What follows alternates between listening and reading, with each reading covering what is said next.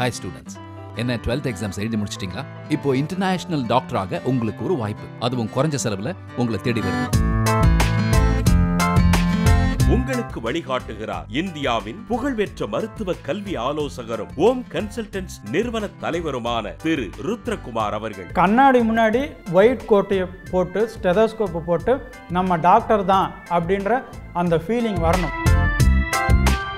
தரமான வகுப்பறைகள், தகுதியான ஆசிரியர்கள், பாதுகாப்பான தங்கும் விடுதி, இந்திய உணவுகளுடன் ஓம் ஹாஸ்டல் என டிபிலிசி ஸ்டேட் மெடிக்கல் யூனிவர்சிட்டி.